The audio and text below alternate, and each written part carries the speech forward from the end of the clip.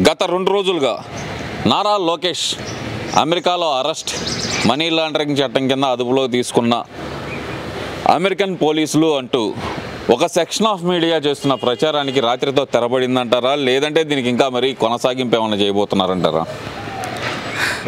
యువగళం నవశకం, ఎన్నో వేల కిలోమీటర్ల అద్భుత పాదయాత్ర, దాని తర్వాత లోకేష్ అన్న స్టేజ్ మీద ప్రకటించినటువంటి ఎర్ర బుక్ చూడగానే ఎర్రోళ్ళందరికీ భయం వేసేసిందండి. ఎలక్షన్ కమిషనర్ దగ్గర వచ్చి కొన్ని కంప్లైంట్ రేస్ చేస్తున్న టైంలో కూడా ఆయన ఎవరు ఏటు అంటే మాకు బాగా గుర్తొస్తుంది, విజయసాయి రెడ్డి గారు ఎర్ర బుక్ అంటూ భయభ్రాంతులకు గురి చేస్తున్నాడు. అది ఎంతవరకు కరెక్ట్ అంట? అరే నిన్నెవరు భయపడమన్నారు? నువ్వు తప్పు చేసావా? ఎర్ర బుక్లో నీ పేరు కూడా ఉందా? ఎందుకంత భయం? సో ఇదంతా ఒక ఎత్తండి. అసలు డీజీపీ దగ్గర కంప్లైంట్ రేస్ చేశారండి, ఎర్ర బుక్లో ఏదో ఉంది. ఏముందా స్వామి అంటే ఏమో మా గురించి రాశాడేమో. అలా భయపెట్టడం ఏంటండి? గుండెల్లో నొప్పి రాదా? హార్ట్ పేషెంట్లకి హార్ట్ స్ట్రోక్ రాదా? షుగర్ పేషెంట్లకి షుగర్ పెరగదా? బీపీ పేషెంట్లకి బీపీ బర్స్ట్ అయిపోదా అంటూ ఎర్రోళ్ళందరూ గోల. వీటన్నిటికీ మించి కనపడ్డాడని భయపడతారు. సరే కొన్ని రోజులు రెస్ట్లో ఉన్నారేమో, చాలా లాంగ్ బ్యాక్ వచ్చింది కదా, చక్కగా సతీ సమేతంగా బయటికి వెళ్ళారేమో. నీ బాధ ఏంది? రోజు నీకు కనపడాలా? నువ్వు ఆ తాడేపల్లి ప్యాలెస్ నుంచి ఎప్పుడన్నా మీ ఆవిడ మాట దాటి బయటకు వచ్చినావు? నువ్వు సీత గడప దాటదు అంటే ఒక వింత, ఏదో రాముడు చెప్పాడు కాబట్టి. భారతి గారి మాట దాటాడు జగన్ గారు అంటే 7 అద్భుతాల్లో 8వ అద్భుతంలాగా అయిపోయింది. వింతే ఉందిలేండి, కామనే కదా, ఈరోజు మనందరికీ తెలిసిన విషయం. సో తాడేపల్లి ప్యాలెస్ దాటి బయటికి రాని నువ్వు ఒకవేళ బయటకు వచ్చినా పరదాలు కట్టుకొని వస్తావేంటమ్మా? నువ్వు సింహం కదమ్మా, అంటే గ్రామ సింహమా? రోడ్డు మీద ఎమ్మడబడితే కొడతారేమోనన్నా? ఎందుకలా పరదాలు ఏంది బయటికి రావా? అసలు వింత ఏంటంటేనండి, లయోలా పబ్లిక్ స్కూల్ దగ్గర ఆడుకుందాం ఆంధ్ర కాన్సెప్ట్లో వస్తా కిందంతా పరదాలు కట్టారండి. అసలు రోడ్ అంతా బ్లాక్ అయిపోయింది. నేను అక్కడ పోలీసు వారిని అడిగి అటువైపు వెళ్ళాలండి అంటే ఇదంతా పరదాలు ఉన్నాడు, చివరికి వెళ్ళండి, అటు వెళ్ళండి, ఇంకో రోడ్లో వెళ్ళండి చెప్తున్నారు. సార్ జగన్మోహన్ రెడ్డి గారు ఇటువైపుగా వస్తారంటే లేదండి అని. మరి ఎటు వస్తారంటే పైనుంచి వస్తారంట. హెలికాప్టర్లోంచి ఆయన రావడం ఏంటి? లయోలా కాలేజ్ ఎదురు రోడ్డు అంతా పరదాలు కట్టడం ఏంటి? లోపల దిగేటప్పుడు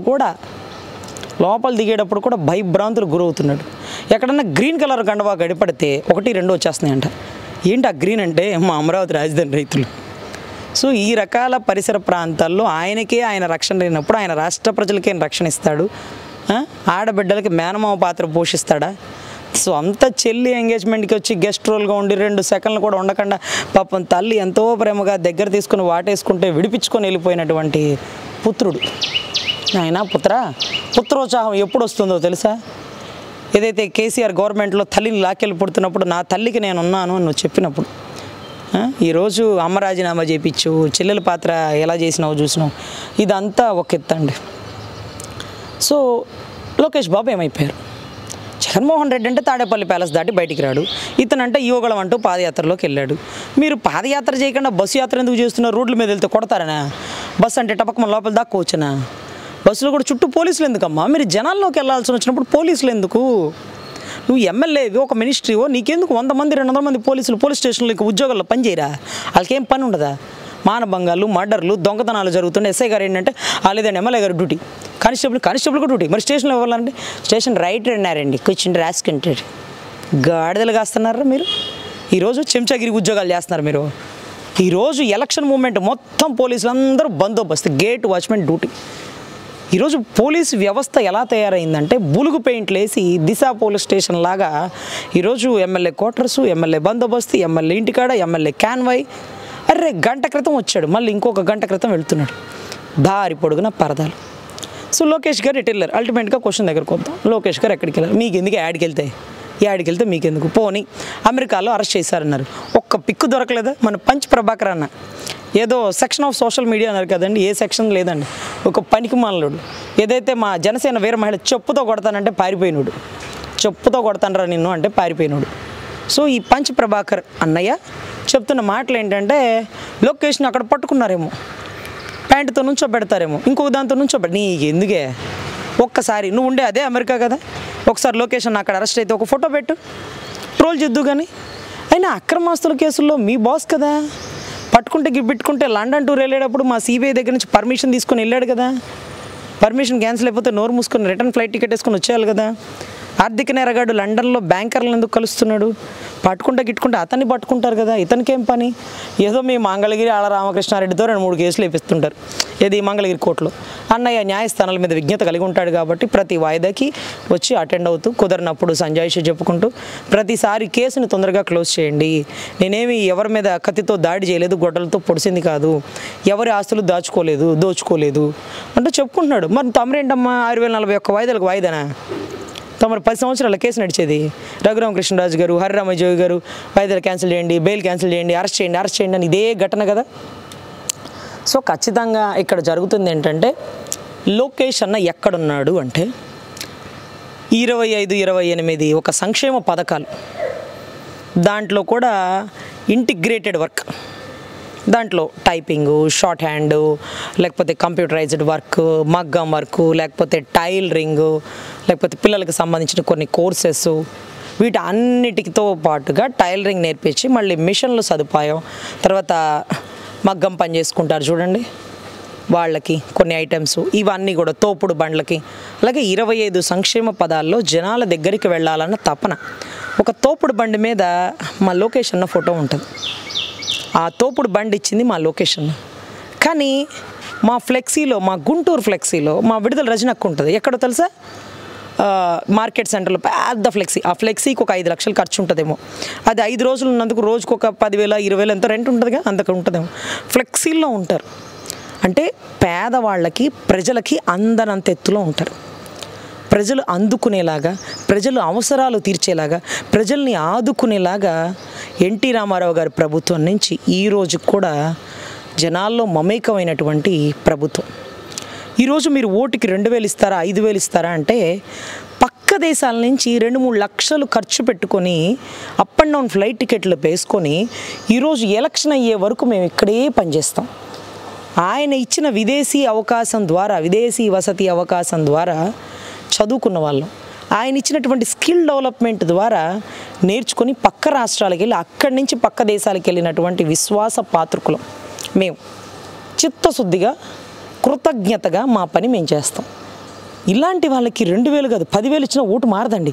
వీళ్ళు మారకపోగా ఇంకా ఒక 100 మందిని ప్రభావితం చేసి ఎక్కడ ఏ ఇబ్బంది లేకుండా, లా అండ్ ఆర్డర్ డిస్ప్యూట్ లేకుండా వారిని వారింటి నుంచి బూత్కి వెళ్ళి ఓటు వేయించే వరకు మాది సార్ బాధ్యత, మాకు ఈ అవకాశం కల్పించు లోకేష్ అన్న అంటూ విదేశాలకు సంబంధించినటువంటి అభిమానులు, సాఫ్ట్వేర్ అభిమానులు, ఏదైతే ఐటీ రంగాలు లోకేష్ అన్నతో మీటింగ్ వేసుకొని మేము ఎలక్షన్ కూడా ఆయన దగ్గర నుంచి ఇక్కడికే వచ్చి గ్రౌండ్ లెవెల్ వర్క్ చేస్తాం, దొంగ ఓట్లని వేరి పారేస్తాం, ఎలక్షన్ కమిషనర్కి ఎలాగ లెటర్లు పెట్టి ఇవ్వాలో మాకు తెలుసు. చంద్రబాబు గారు అరెస్ట్ అయిన వారంలో 7.5 లక్షల ఓట్లు చేరికలు తిరిగి, చంద్రగిరిలో చెవిరెడ్డి భాస్కర్ రెడ్డి గారి దగ్గర 45 ఓట్లు కేవలం 20-30 రోజుల్లో 40,000 ఓట్లు చేరికలు. అంటే 40,000 ఓట్లు ఒకేసారి రావడానికి అక్కడేమైనా సాఫ్ట్వేర్ కంపెనీ వచ్చిందా, ఇండస్ట్రీ వచ్చిందని కాదండి. చెన్నై నుంచి, బళ్ళారి నుంచి ఎత్తుకొచ్చిన దొంగ ఓట్లతో గెలవాలన్న తపన. ఇవన్నీ ఎత్తిపరేస్తున్నారు. తిరుపతి అడ్డాగా పాపం ఒక గిరీష్ గారు అనమాట, మున్సిపల్ కమిషనర్ ఎవరైతే ఉన్నారో ఆయన్ని కలెక్టర్ ప్రమోషన్కి ఇచ్చి క్విట్ ప్రోకో ఆయన ఏం చెప్పాడో తెలుసా సార్? మాకేం తెలియదు సార్, ఇదంతా జగన్ గారు చేస్తేనే చేశాను సార్, మా ఉద్యోగాలు సార్, మా బతుకులు సార్ అంటే చేసేటప్పుడు చిత్తశుద్ధిగా ఆలోచించుకోవాలి. మీ duty public servant, political servant కాదండి. పొలిటికల్ లీడర్ల సర్వెంట్ కాదు, పబ్లిక్ సర్వెంట్. పబ్లిక్ వీళ్ళే ఉంటారు. పొలిటికల్ 5 ఏళ్ళలో కూడా మారిన ప్రతి ఓడి దగ్గర నువ్వు డైరీ పట్టుకొని నడవక్కర్లే. చిత్తశుద్ధిగా నిజాయితీగా పనిచేస్తే పని చేయి, లేకపోతే విధి విధాల్లోంచి నేను డ్రాప్ అయిపోయానని చెప్పి అప్పుడు కూడా గొప్పగా ఉంటుంది. ఏదైతే లోక్సత్తా జయప్రకాష్ నారాయణ గారు, జేడి లక్ష్మీనారాయణలో కొంత బ్రాండ్ ఉంటుంది. అంతేగాని ఈరోజు గిరీష్ గారు చేసిన పని కలెక్టర్ స్థాయికి వెళ్ళి రాయచోటు నుంచి అక్కడి నుంచి సస్పెండ్ అయ్యాడు, ఇంకా కూడా యాక్షన్ తీసుకుంటున్నారు. ఆయనతో పాటుగా 2,500 పైచులకు గవర్నమెంట్ ఎంప్లాయీస్ మీద నిఘా పెట్టి ఉంచారు. అతి తొందరలో ఈ దొంగ ఓట్లు చేరికలు వచ్చిన ఆర్డీఓలు సైతం, కలెక్టర్లు సైతం నిఘా ఎంక్వైరీ బిగిన్ అవుతుంది. ఇవాళ మీ పేరు వస్తుందేమో సార్, చూసుకోండి, లిస్టులో మీరు ఉన్నారేమో. నెక్స్ట్ వీక్ మీ పేరు అయితే పక్కా.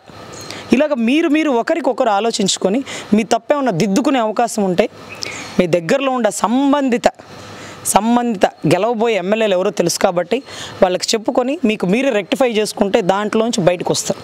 లేదంటే 2,500లో మీ నెంబర్ 2,000, మీ నెంబర్ 1,900, మీ నెంబర్ 1,500 పరిస్థితిలో ఉంటారు.